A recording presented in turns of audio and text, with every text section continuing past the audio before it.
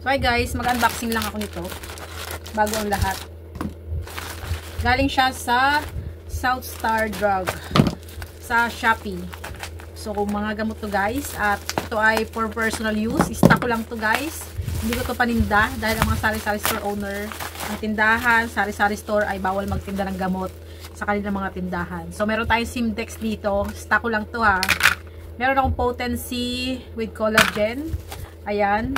At meron tayo ditong Katingko.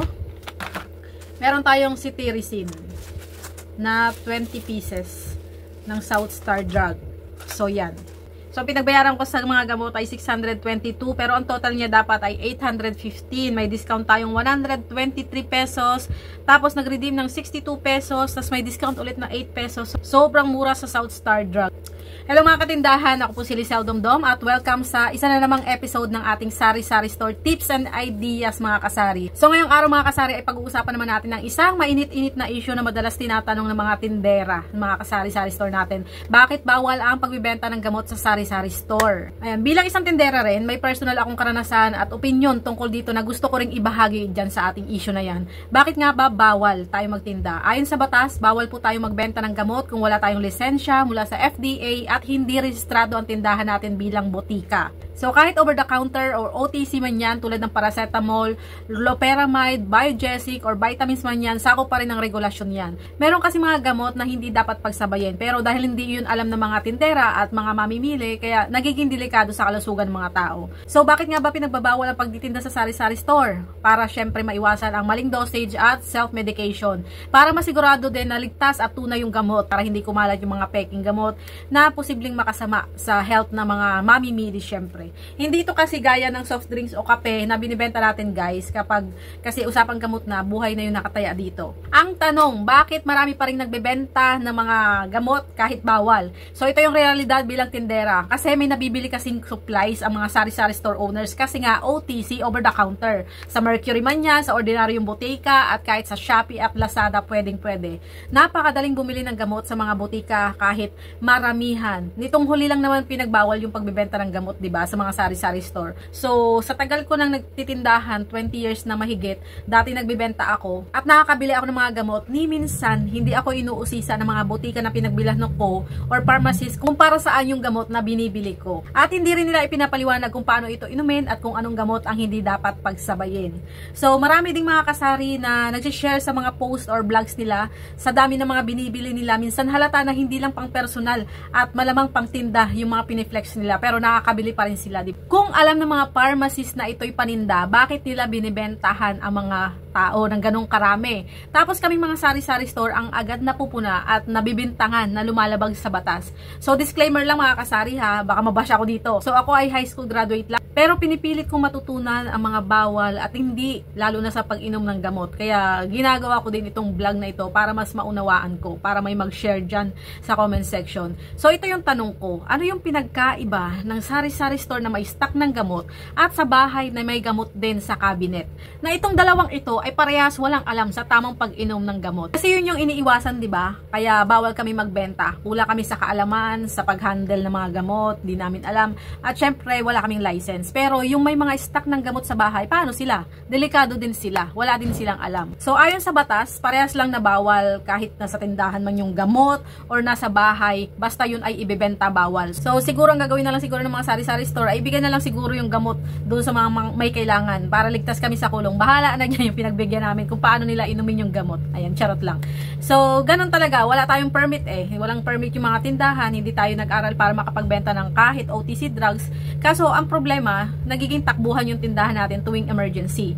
Alam natin na bawal, pero paano kung may mga batang may lagnat, may taong sumasakit yung tiyan, tapos yung walang butika sa paligid, wala sa barangay.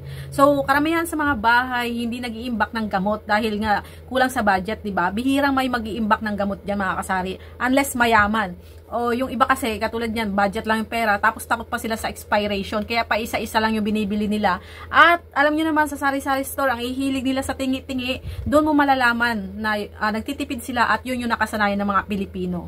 At kami sa tindahan, tinatakbuhan pa rin kahit bawal. Ayan, dapat ma-educate din yung mga tao, na mga mamimili, na huwag na kayo magtanong sa tindahan kasi bawal magtinda yung mga sari-sari store. Charot lang. So, dapat bang sisihin yung mga tindera or yung mga sari-sari store owner? Para sa akin, hindi agad dapat sisihin yung mga sari-sari store owners. Kasi karamihan sa atin gustong tumulong sa mga kapitbahay natin, lalo na kung walang ibang mapupuntahan, di ba? Tindahan lagi yung takbuhan nila. Pero malinaw mga kasari na ang pagbebenta ng gamot ay illegal kapag walang lisensya, kahit OTC drugs pa yan. At yes, dapat natin itong respetuhin mga kasari. Pero sana rin wag nating baliwalain ang tunay na sitwasyon. Kung bawal pala, bakit hindi gawing required ang reseta kahit sa OTC drugs? Bakit hinahayaan ang butika na magbenta kahit alam nilang hindi ito pang personal use at napakadami ng binibili, alam na nilang pangtinda yun, nagbibenta pa rin sila. Tapos, ang mga pharmacists tutol sa sari-sari store selling ng mga gamot, pero sila rin yung nagsusupply ng karamihan sa mga patinda na gamot ng sari-sari store, di ba? Plano ng DTI na payagan ng sari-sari store na magbenta ng OTC meds, maraming pharmacist ang tumutol.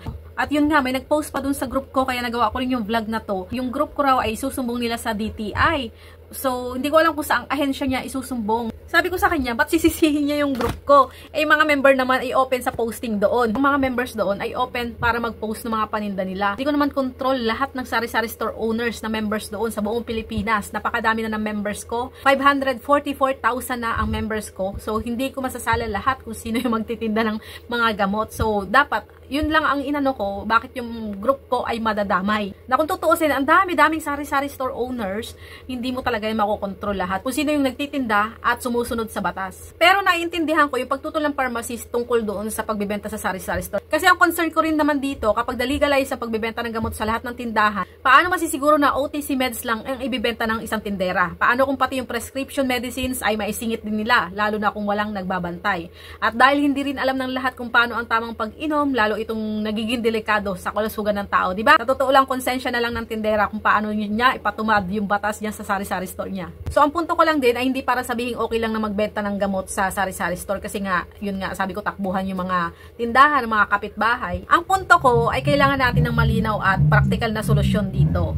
So, mas maganda siguro i-educate yung mga tindera at barangay tungkol sa batas na ito. Mas okay siguro na maglagay ang LGU ng partner pharmacist or mobile butika sa malalayong lugar para may access sila sa gamot at gumawa ng legal na sistema kung saan ang tindahan na pwedeng magbenta ng OTC sa tulong ng lisensyadong pharmacist. So, yun ang magandang solusyon.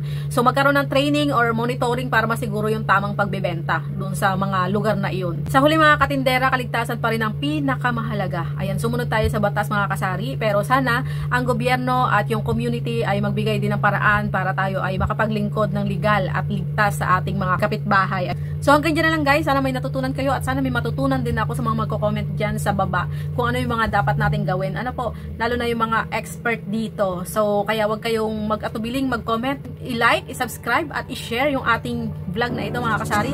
Hanggang sa susunod nating episode mga katindahan, ingat at salamat sa panonood. Happy selling, God bless, bye bye!